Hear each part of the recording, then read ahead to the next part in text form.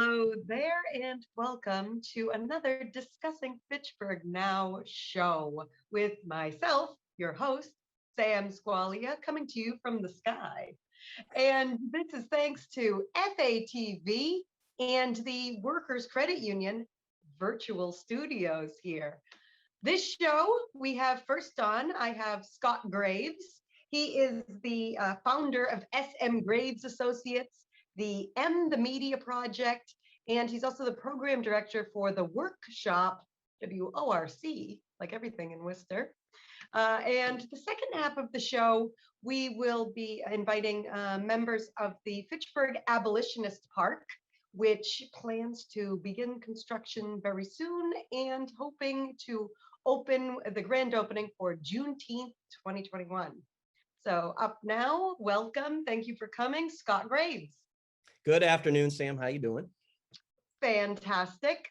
Scott has had me on his show, Scott's on the Rocks Politica, a podcast and video. So I'm glad to reciprocate and have you on my show here. I feel famous right now. I'm on the Sam Squailia show. I know it's called Discussing Fitchburg, but it's the Sam Squailia show. Oh, yes. Well, I am the host and the producer.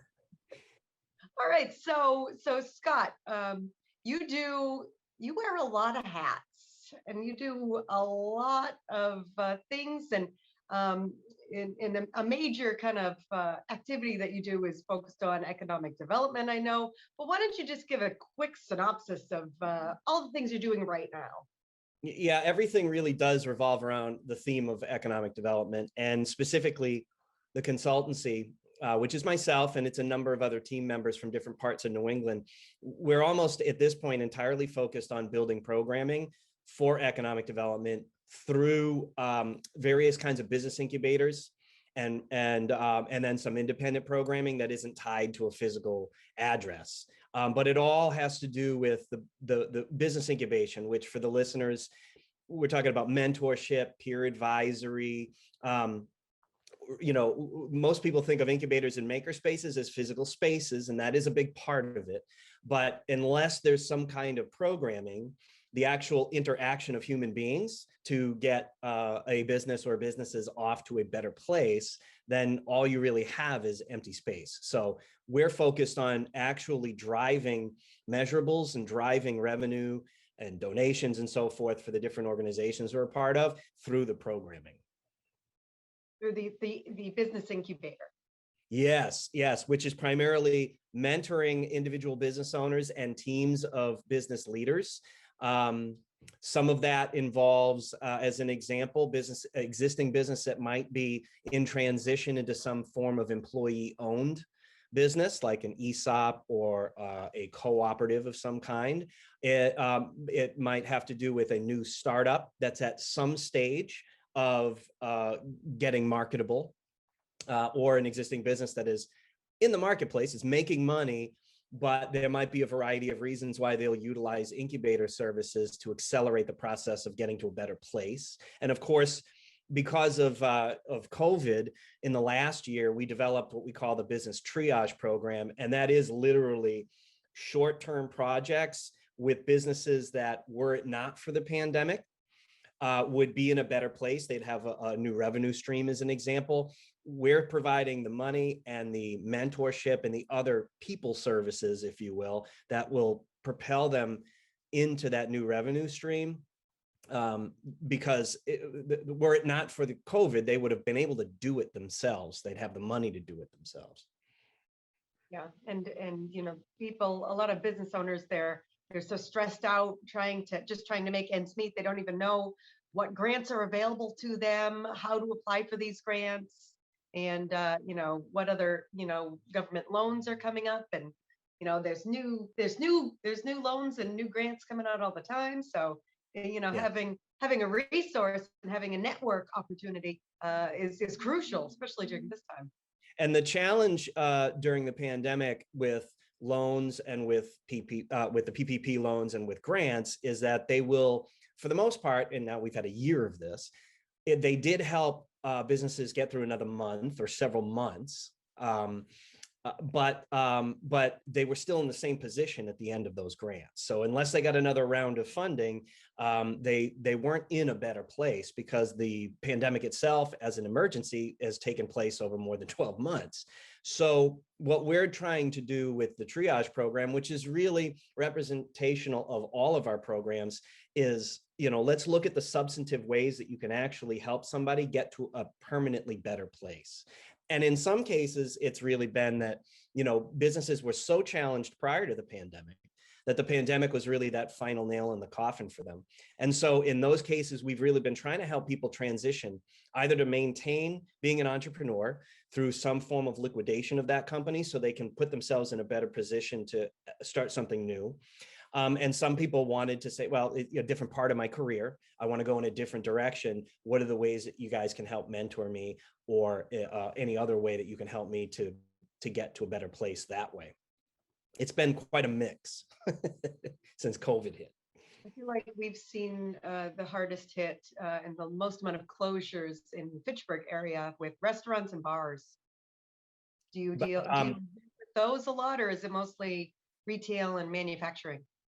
No, we're doing triage primarily in 3 regions. There's the western part of the state, central, out of our Worcester offices, and then in the southeast part of the state, out of the Attleboroughs. And the vast majority of prospects are in some form of restaurants, entertainment. Now, that's not to say that we don't identify plenty of manufacturers too, because the program's open to a wide, there's no limitation as to industry or size of the company. However, I would say one of the primary underserved populations that was also just deeply hit is anybody that involved, having to have other people show up in order for them to make their revenue. So, and that, by the way, has included several incubator or accelerator programs as well, that were almost, if not entirely, dependent on ticketing for events.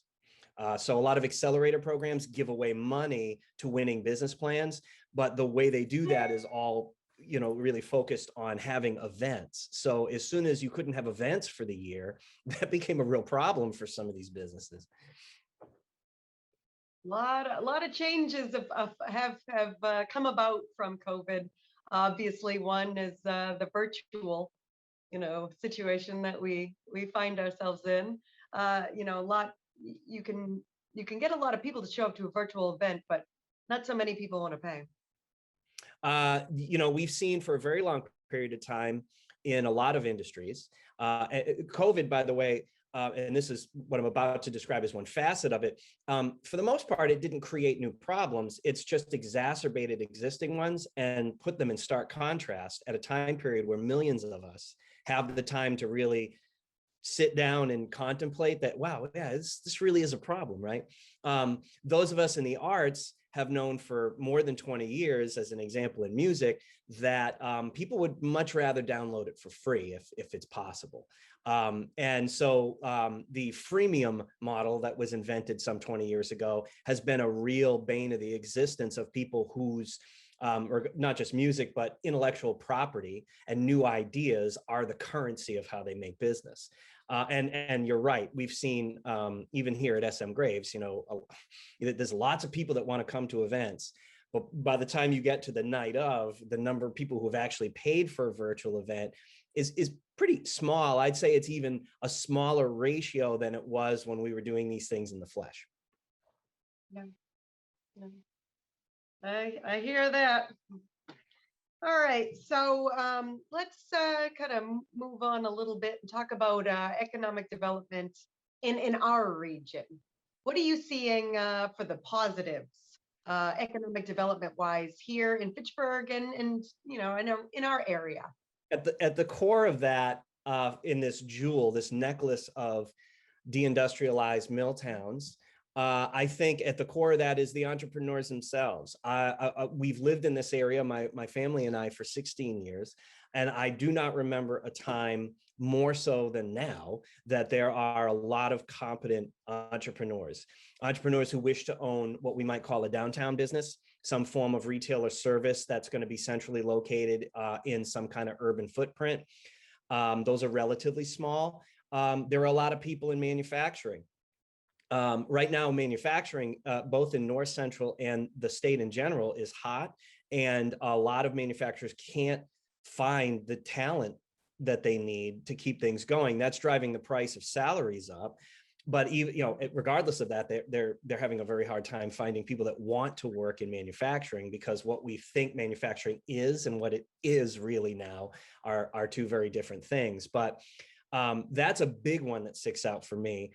And labor force needed, and educating a skilled labor force. yeah, well, that would be a close second, just that workforce development component, where I'll give you an example. I think we have, just in our region here, Sam, close to 40 various types of machine shop manufacturing or metal fabrication of some kind. The reason why all these businesses have lasted as long as they have, and some of them are relatively new, is because they cater to one or more niche markets. So they've really found a high demand, low supply niche, or several niches for themselves. And in the United States, you can have success making stuff if, in fact, you really focus on two things: the high demand and low supply side, and not something that we call commodified, right? Something that's, the opposite of that. And then through the set of services that you offer with that, you create a certain level of exclusivity that, people can't get that anywhere else. Okay. Downtown business is the same thing, right? If you've got the secret sauce, River Sticks in Fitchburg, right? You can't buy River Sticks product anywhere else except from River Sticks. And you're certainly not going to have the experience of going there unless you go there. That kind of destination business, another example of creating that unique or exclusive experience. We have a lot of that in our region, when we're only barely tapping into it. The other thing that we have that's a positive, I think, is whether it's Gardner, Leominster, Fitchburg, or the small towns in between those three cities, we have a lot of good bones. You know what I mean? There is no doubt we have a lot of empty space, but the bones. Yeah. Well, yeah, there's a style and an attitude. And it that whole Milltown thing has worked in not just in other towns in Massachusetts, but all over the country, right? Again, we need to take more of advantage of that, with a certain type of resources that will help unleash the power of all of those entrepreneurs. I'm trying to get ahead of myself. We're talking about the positives right now, not what's needed, right? So, but those are two things I think that are outstanding. Yeah, one positive coming in Fitchburg, I believe, that ties right in with what you're saying, is the Fitchburg arts community, which is going to be the Artist Live Work housing project by New View Communities and Fitchburg Art Museum. This is going to be located in the old B.F. Brown building, which is right across the street from the Art Museum, which is going to be close collaboration with the Art Museum. It's on the train line. It's right near downtown Fitchburg. You're going to have, affordable housing. Some portion is affordable, with some portion is market rate. You're going to have live work studios. You're going to have, working studios. It's almost like a little business incubator within the place where you live. This is going to be a fantastic, catalyst for entrepreneurs to do things and grow their business here in Fitchburg. Yeah, I mean, looking at that project, it's pretty much what we on our side at SMG, what we advocate for and design, the urban planning component of when we're doing our economic development. In another way that's being expressed more in the industrial way at our project at the workshop down in Rochdale, Massachusetts. And what is it? It's the medium to high density, right? You're bringing a lot of people together into some kind of an urban footprint. Fitchburg definitely has that in it going for it. And there's a theme, which is also a positive, that of the fine and performing arts. And the project itself is addressing both the live and the work needs to some extent of the people who are going to spend their time there.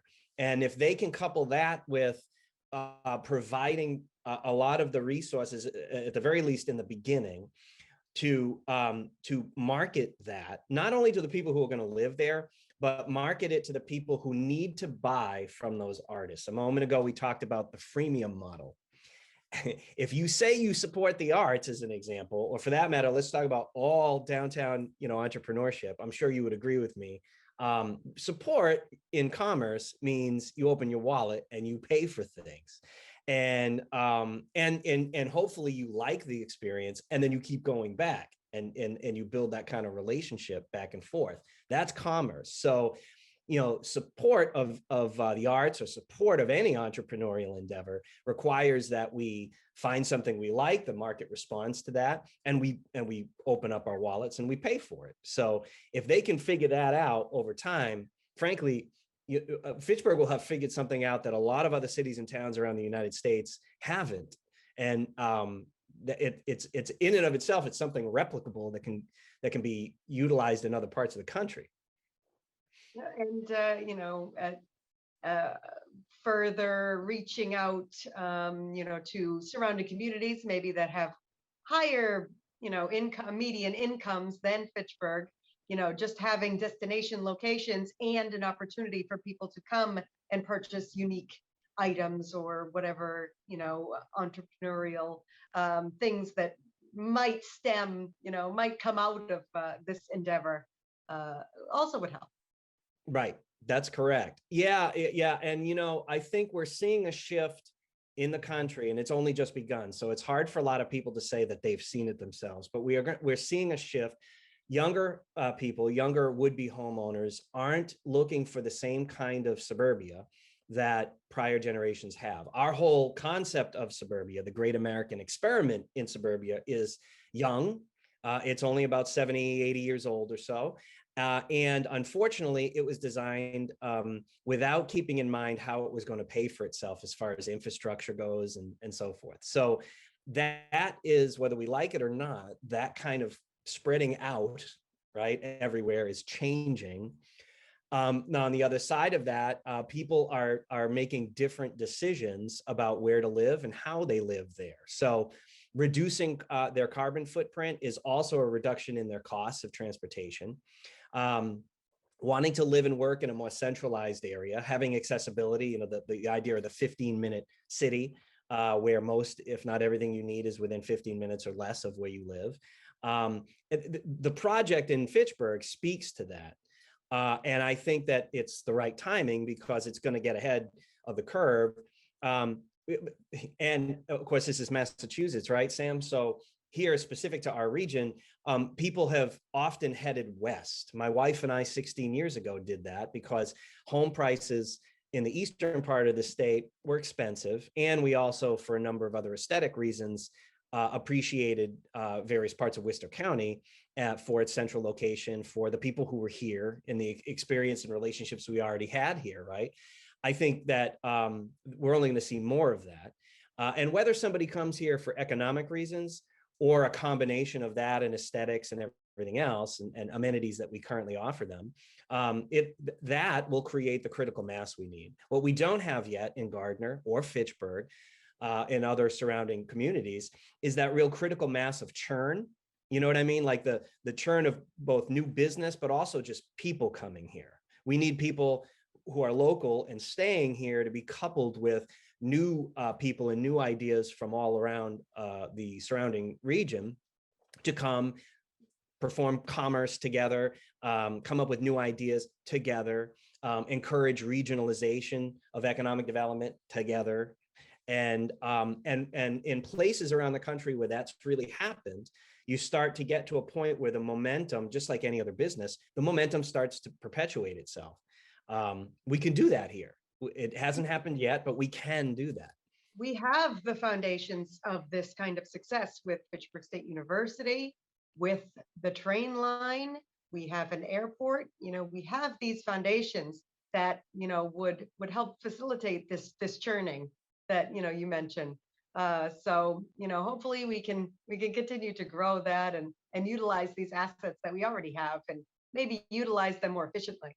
And one thing you were talking about the costs for cities in our experiment of branching out and living in suburbia.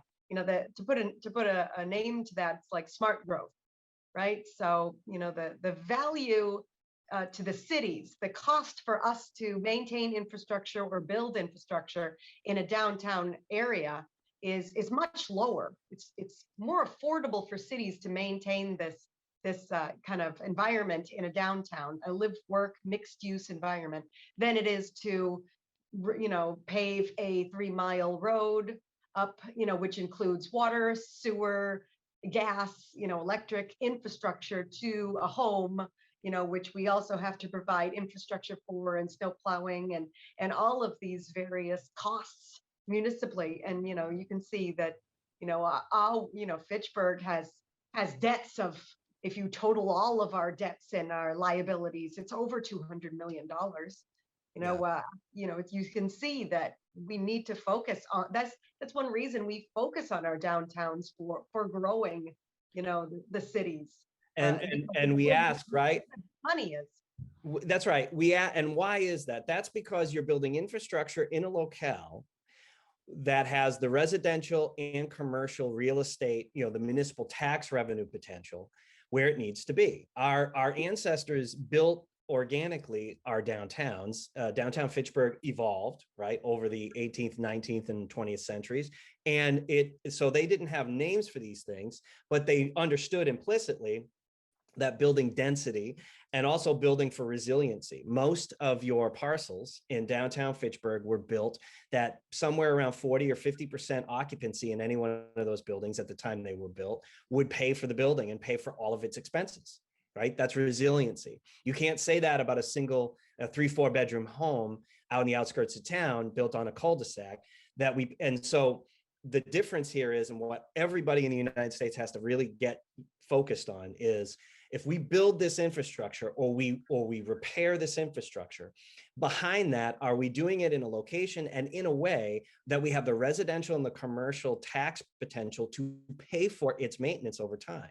When we build, when suburban sprawl, that was never designed to pay for itself. And this is why cities and towns, no matter how much they're trying to increase that tax revenue, even in better years, they're still in debt. Well, why is that? Because they'll never make enough money to maintain. They built insolvency into their plans over time by 60, 70, 80 years of building sprawl.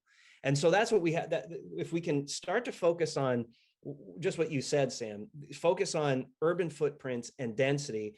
And you can even do this in suburbia, but the point is, you look at a property and you say, how is this going to pay for itself and for the maintenance of the infrastructure required for it over the next 30, 40, 50 years? Really, what we're ultimately saying is we need to stop thinking short-term and think long-term, because we've never in the history of the country have we been forced to really think truly long-term. And in the last 40 years, of course, we've encouraged this extremely short-term growth, the market-driven, public market-driven sort of attitude of we're going to live and die by the quarter.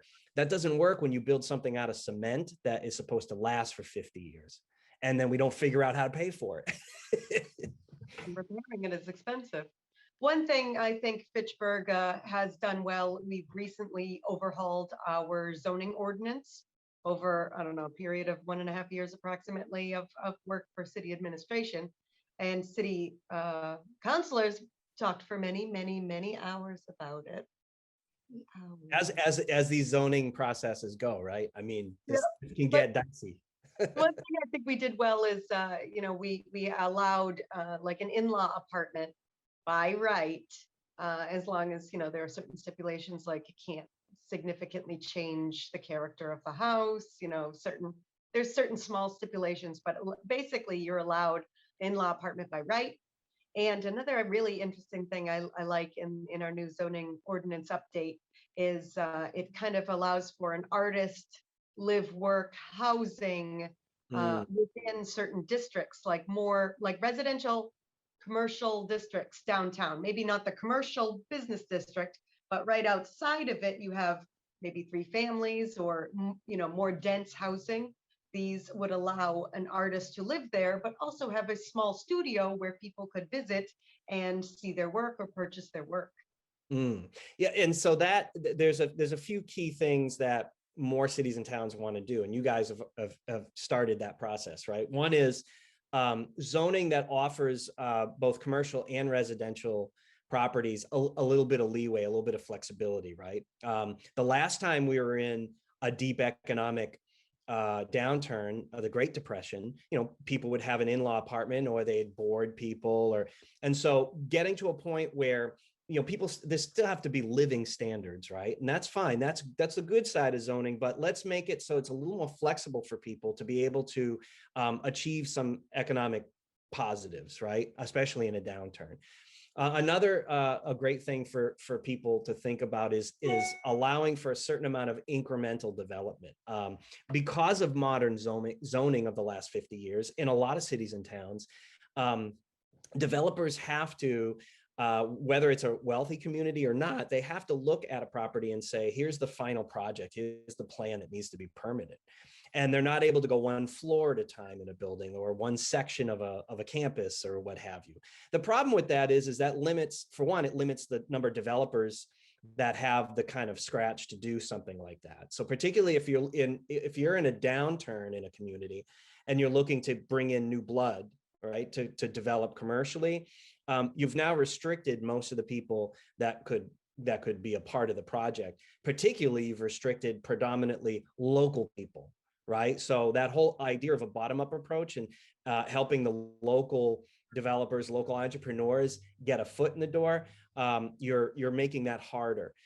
So there's various reasons why you want to do incremental permitting. That it hasn't really taken a hold over a lot of the country, but there are cities and towns around different parts of the country that have started to do this so that they could get a more rapid development pattern going. And this is, of course, for existing properties. Interestingly enough, another example of doing something that was quite progressive, the town of Leicester, Massachusetts, where the workshop is located, one of our projects that we mentioned earlier, last summer, they created a makerspace zoning option, which in short, it's fairly complicated, but in short, it's allowing for a whole plethora of uses out of one property. There's still the proper permitting processes to go through, but it makes the incremental process for permitting various uses a little easier. It also gives a little bit more predictability for the community. So the individual community could restrict certain ones of those uses based on a criteria. But it makes it more attractive for people that want to create some sort of business incubator or makerspace, which, as you know, is not the only, but it's one of several key economic drivers, new forms of economic drivers to encourage more entrepreneurship in a location. I'll point out that's not the city of Worcester that did that, which is a very large community, but it's the town of Leicester next door, which is just to its west on Route 9, in a mill village called Rochdale, so named for the first cooperative in the Western world, the food cooperative in Wales, and and it's a town of 9,500 people or so. So it's funny where innovations can come. We've got examples of Fitchburg's innovation in zoning. We've got an example of a town of 9,000 people that decided to go in a route of more progressive zoning. We need to see a lot more of this, though, all over the country. And here in our region in North Central, we could stand to see a lot more of it. Yeah. Well, I mean, we have about a minute left, but just to close with that, to summarize, it sounds like, really the local economies are really going to help drive economic development here. It's like you said, with the bottom up, you mentioned bottom up approach, but in a little different context, but it feels like the bottom up approach from cities and towns developing these new forms of economic drivers are really going to help be a catalyst for entire state growth as we learn from each other, cities and towns, and regionally. Yes, political leaders need to listen to the entrepreneurs themselves. They need to respond favorably to that with resources that are based in programming. In other words, stop the ribbon cutting and the expensive buildings that lack the programming, the resources. When I say resources, lack the whatever it is, mentorship, grants, et cetera, that are required to further fast track those entrepreneurs into a higher modicum of success. What good is developing a building, as an example, with public funds if there's no plan on how you're going to populate that building afterwards? It makes no sense. and it only builds resentment. So when I say bottom up, I really mean it's market response, right? The entrepreneurs within that community get first shot at the best opportunities for economic development. And it doesn't mean we don't like outside people, but we start from within and we respond to the needs of those people in a meaningful way, and not just spend money because we have it and it's restricted to only spending on a building or spending on banners for downtown, when that's great, but what we need is something that's more substantive to respond to the problems that the entrepreneurs are facing. Investing in local equity. I like it. I like it, Scott. Thank you. Thank you so much for coming on and chatting economic development with us here on Discussing Fitchburg Now. Thank you for having me on the show. I'm excited to be on this show. I hear nothing but good things about this show, and you have done a fantastic job of featuring Fitchburg on a regular basis on our podcast, so which I thank you for, and just thank you for having me on. All right, great. And thank you for watching at home. We will take like a very short break, and then you'll see us back talking with the Fitchburg Abolitionist Park board. And we're back on Discussing Fitchburg Now with myself, your host, Sam Squailia, on FATV, brought to you by the Workers Credit Union Virtual Studios. Right now, the segment is on the Fitchburg Abolitionist Park, which is a new park in partnership with Fitchburg State University that will be going on Snow Street, right in downtown Fitchburg, just off the property of Benjamin Snow, which we will hear a lot about during this segment. We have board members of the Fitchburg Abolitionist Park, and we're going to start with David Thibault Munoz and Christina Sanborn. We're going to talk a little bit about how this park kind of came to be. And then in the second half of this segment, we're going to talk with Simone Blake and Danette Day about what the park plans are, the history behind it, and kind of future plans. All right, so thank you so much, David and Christina, for coming on. Yeah, thank you. Yeah. So the Fitchburg Abolitionist Park, right? A lot of people in Fitchburg, we never really knew what our role historically, if we had even played a role in the abolition of slavery. Have you found that? Yeah. When I first came to discover this project, I didn't even know that there was a rich history locally about this stuff, and it was just really fascinating to me because I've always been really interested in social reformation and the history that isn't really talked about in textbooks necessarily. And David really kind of opened my eyes to a lot of what was right in front of me that I didn't even know. Right, and actually, just to kind of give folks who are watching an idea of where the initiative came from, Christina is part of the second class of students who are involved in the project. The first class, in my first year experience, students in 2017, actually started to do the research when prompted. So in the winter of 2017, I actually went to an event at the Fitchburg Historical Society, and I found a pamphlet on the play called The Belfast Shadrach, which I think was written originally in 1954. And the play was about a bell.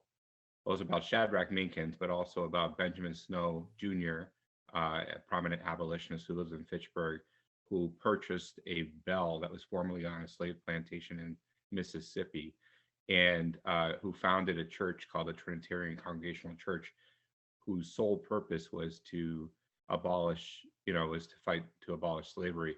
And that bell was put in the steeple in that church, which was located on Main Street, on the corner of Wallace, then Church Street, across from where Espresso's in the library is. So that summer of 2017, I had assigned the narrative of Frederick Douglass for the students to read, and we also were that summer our class was actually, it's a Mount Wachusett class, but it was in the Fitchburg State campus. So we walked the neighborhood and looked at vacant lots and just had a discussion about what this vacant lot could be. And from that discussion, students,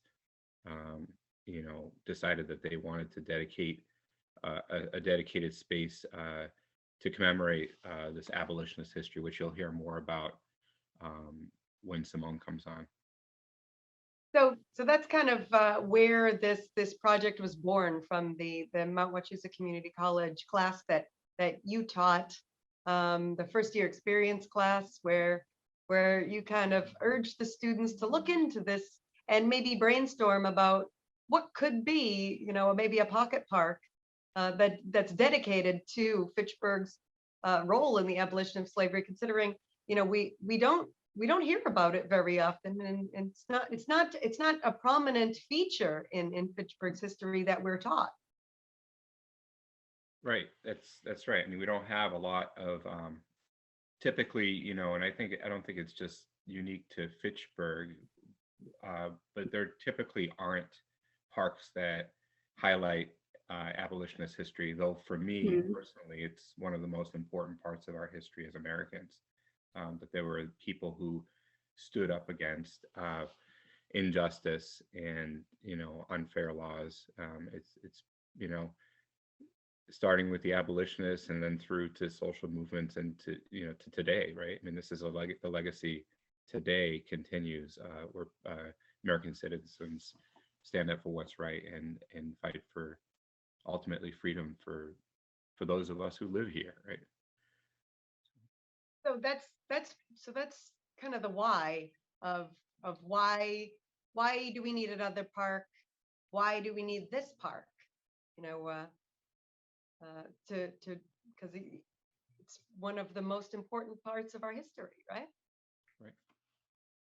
A lot of the times too, I think David has said this before, like we have a lot of history that's centered around like war itself and like the narratives of conquering, or like I guess the white man's story, and we don't have all of this backstory content that deals with like the deeper stuff that was going on. Just kind of like piggybacking off of what David said about like this actual like social reformative justice happening, like we just don't talk about it, and people don't even know that it did happen and it is still happening. And I just think it's really important to bring that into the forefront.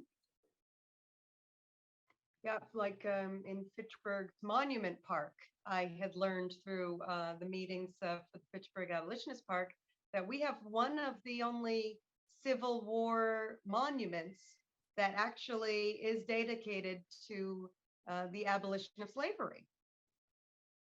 Right. Yeah, Yeah. that's really an interesting. I didn't know this either, and we had a guest come to one of our board meetings to discuss it. But one of the things I did know is that Frederick Douglass himself, who by the way had a relationship with Benjamin Snow and with the abolitionist movement in Fitchburg, as well as obviously in the national level. Actually, had sent his own sons to fight in the Civil War, to fight, in the name of fighting slavery. And in Fitchburg, because of the strength of the abolitionist movement in Fitchburg from the 1830s onward, a lot of people who joined the war effort, the fight, the Civil War, were in fact motivated by that particular factor. And I don't think that that's necessarily true everywhere for all people and communities who joined the Civil War effort in the North. But in Fitchburg, it's a fact, We have a number of stops on the Underground Railroad, where we did, and they're still existing in some of our historical houses today. We have a number of Civil War monuments, and soon we will have a park dedicated to Fitchburg's role in the abolition of slavery. Now, part of this park, Christina, with your class, there was a lot of talk and discussion of what this park should look like and what it should be and what it should do. Can you talk a little bit about, those kind of discussions in the formation of the design of the park? Yeah, well, I've had a lot to say on this personally too, because I'm, an artist, and I really, that's important to me, like, I guess the aesthetic and the overall energy of like a space. And we just were really talking about how we want it to be, a very calming, but like, sacred place. And we don't want it to be, overburdened with like, I'm trying to think of the word. Just like we were talking about like, we don't want it to look like a baseball park with all the sponsorships and everything. Like, we really want it to be centered on the content itself of, Black liberation and abolitionism. And, we want it to be filled with plants and flowers, and have like a place for people to sit, and a safe place for like children to be if they want to play there. Um, Simple, but again, like sacred. So And if I could just add to that, I think, part of the initial design also was reflective of Benjamin Snow's property itself, which persons, traveling in the Underground Railroad who visited Snow's home and stayed at his home actually referred to it as the Garden of Eden, because this property, which was between North Street and Blossom, and between Green Street and Pearl. When you first came across the property, what you saw was some beautiful flower gardens and apple trees, which are of course are also flowering trees. So it's one of the things that we really wanted to include in the park, was to have that kind of feel of like just kind of that, like Christina said, this tranquility, this peacefulness, this welcoming space. That's going to improve the current status of the lot, which right now is just a vacant lot, right? That was 3 years ago trash filled, and now it's going to be a place for people to go and hang out in a neighborhood where a lot of people don't have yards at all. Yeah. And the goal is to really have it be like community centered, and not just this place to, this tourist place, I guess, to consume and do nothing with. Like, it's really meant to be more interactive. And that's the perfect segue, because the thing that I really love about the park design is we plan to have kind of maybe little statues or monuments of some sort that also contain information about Fitchburg's role in the abolition of slavery, but also information that's embedded in like a QR code that you can scan and pop up, that we can populate with videos or text and images, slideshows showcasing and teaching the history of, Fitchburg's role in the abolition of slavery. Right. I mean, and actually that idea, the idea of an interactive display board, right, is actually something we're going to be developing in phase 3. So actually, just so folks who are watching know, we're hoping to have phase 1 and 2 of the parks development done by Juneteenth this year. And we'll be holding a ribbon cutting. But phase 3 of the work is really what Sam was just talking about, which includes that interactive display board where people can hover their phone camera over an image of an abolitionist, and the abolitionist will tell their story and how they're connected to Fitchburg. So that's a very exciting aspect of the park in phase 3, in addition to the sculptures, with the abolitionist themed sculptures that Sam mentioned as well. Almost maybe we could partner with the Stratton Players. If you've heard, they're doing an ancestors, kind of interactive play with prominent historic figures in Fitchburg, and you have actors playing them, and they're going to tell their story of what that they did. Yeah, so that's actually a perfect connection between our work and Stratton. Phase three will be exciting and interesting for the Abolitionist Park, but the grand opening is just going to be, creating the space first, and we're hoping that opens for ribbon cutting on Juneteenth of 2021. That's right. Right. Any closing words for David or Christina before we switch and start talking with Simone and Danette? I do want to thank. We are in the midst of a fundraiser, so that we can open up the park by Juneteenth. So I do want to thank all of the supporters who have been able to donate to the park so far, and ask that those of you who may not have donated yet or are just learning about our initiative, please consider donating. Also, please consider attending our biennial meeting on Thursday, April 29th, from 6 to 7:30 p.m. It's a place for people to who are interested in this project to get involved, to hear updates about what we're doing, and to find out how you can be a support to our initiative. So thanks. Great. And you can go to abolitionistpark.org to find out more information about the park itself in Fitchburg, and the Fitchburg Abolitionist Park on Facebook, on Twitter. We have an Instagram. I think we have a YouTube page. There's all that kind of good stuff, right, guys? Right. All right, so that's how to find out more information. And we're gonna just pause for a second, and we're gonna talk with Simone Blake and Danette Day about more talks about the park and its history as well.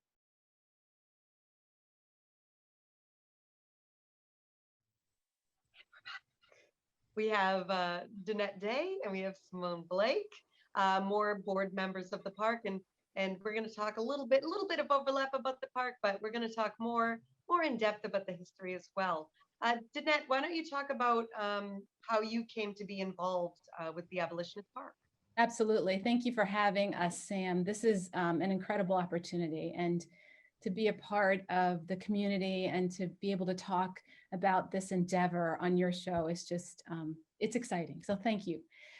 So in 2018, David, who I had the pleasure of beginning a connection with through the North Central Charter Essential School many years ago.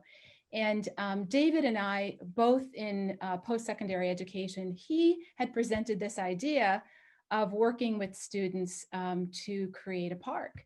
And I was, just as excited to hear his plans and to get working on clearing lots and finding spaces and presenting to the city, and then collaborating with Fitchburg State, which is where I happen to work, which is nice. So I'm a professor of education at Fitchburg State. So there's the synergy and energy swirling around this project that it seems almost effortless, but it's not. I mean, and we can all attest to the fact that it's taken a lot of hard work and time and dedication, but it's going to come to fruition that we will have a park that will honor the history of abolitionists in our community.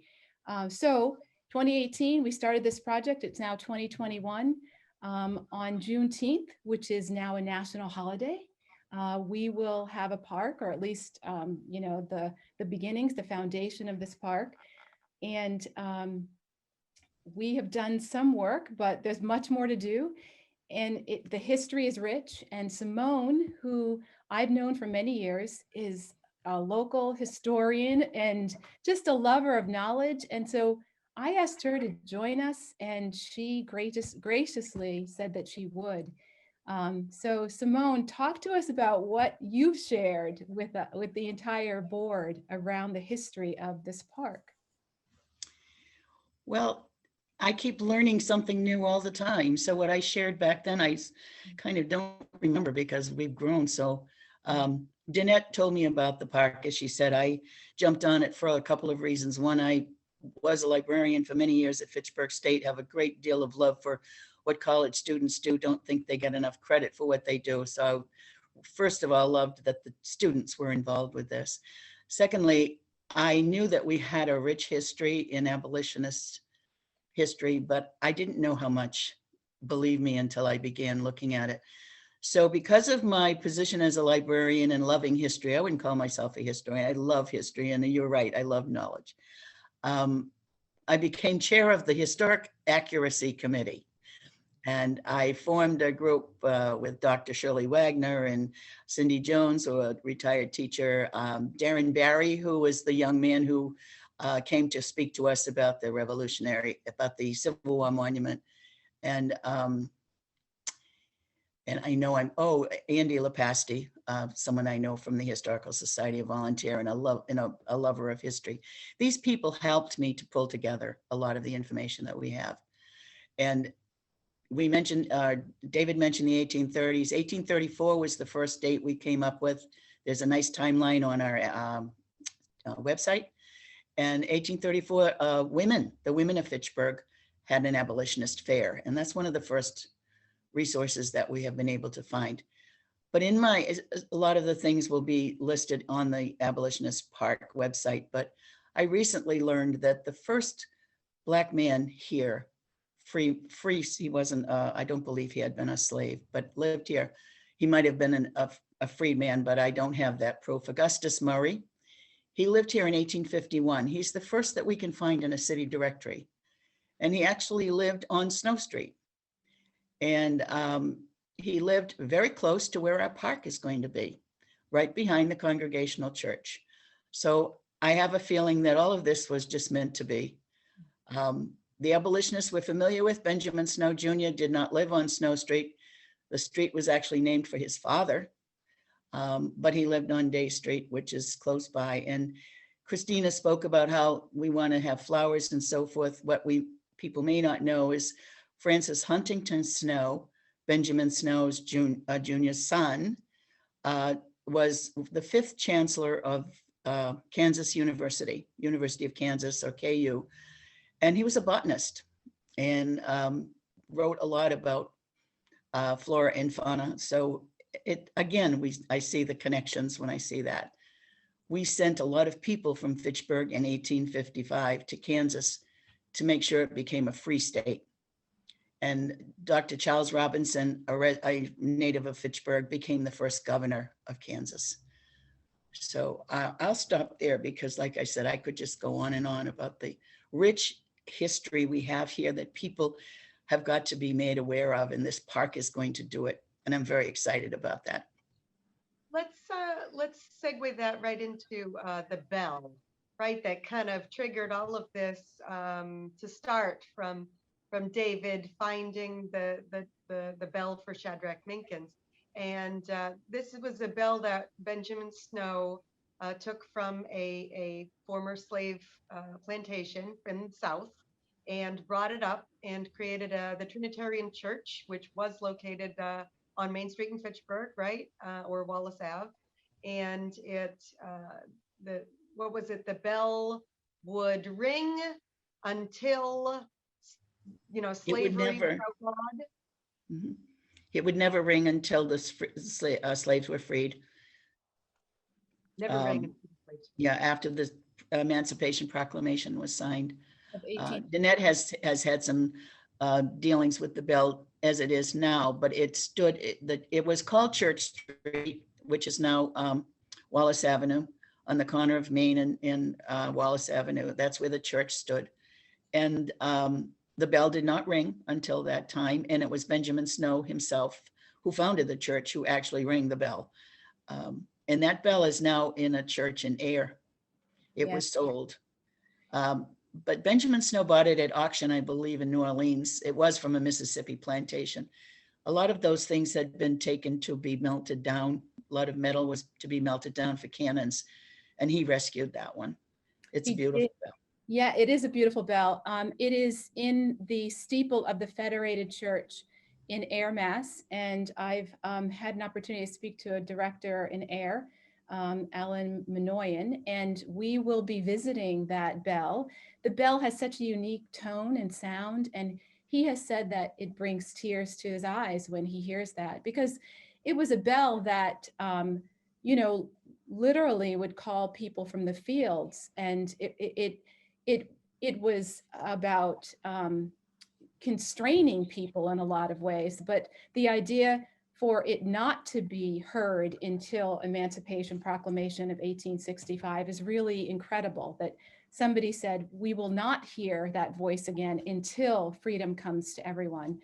So that's pretty exciting to be able to hear the voice of this bell at some point soon. And we're going to do that as a community, whoever would like to come.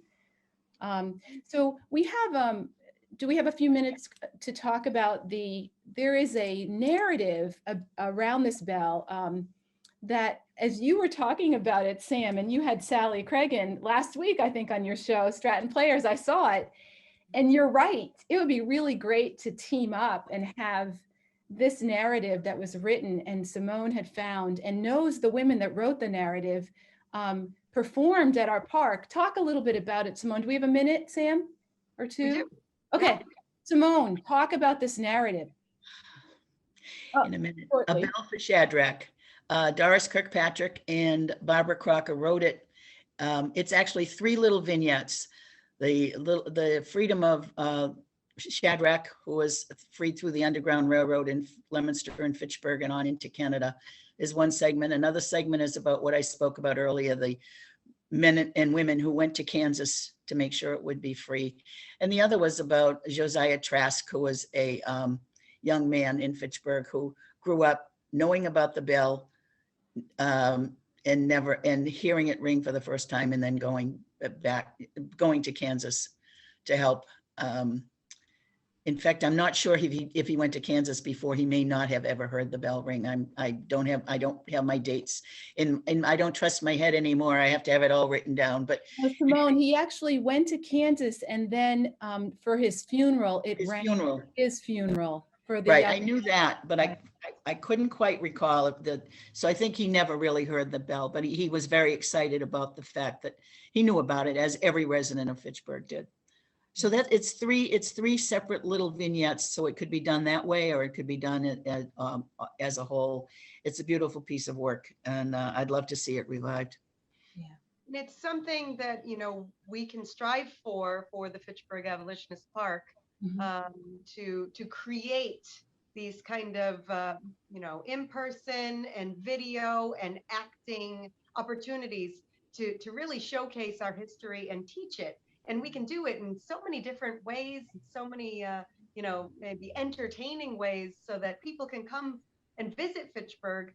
We already have the amazing historical society that they can come to, and then they can visit the Abolitionist Park and get this interactive history within a very comforting space located right on Snow Street, right near, this historical location. And to make sure that it becomes a reality, we still are in the midst of a fundraising campaign, and we began last week our GoFundMe page. You can go to www.abolitionistpark.org to donate. You could also donate eventually to have bricks laid and bricks engraved, maybe in honor of a family member. There's so many things that you can do to contribute, and then come visit. Once this park is built, come and visit, bring your family, and learn about the rich history of abolitionists in Fitchburg. Yeah, and I'd like to take the opportunity to say thank you too to all the people who have donated, because I sent out a lot of emails and so many people responded, and somebody said to me, it's about time that people know about this. Someone else responded, it's a civics lesson in action. It's a great opportunity for Fitchburg as well. And you can go to abolitionistpark.org to donate. Every little bit helps. We have thousands of dollars in grants that we've been given to the construction of this park, but a number of them have matching grant requirements. And that's really where we need the community support. Thank you so much, Danette and Simone, for coming on. And thank you so much for your help and all your hard work and dedication in bringing this abolitionist park and the history to the people today into downtown Fitchburg. Thank you, Sam. Thank you. All right. And thank you so much for watching at home on Discussing Fitchburg Now on FATV. I hope that you've learned a little bit, and I hope that you're excited as we are to showcase this history. And we will see you next week.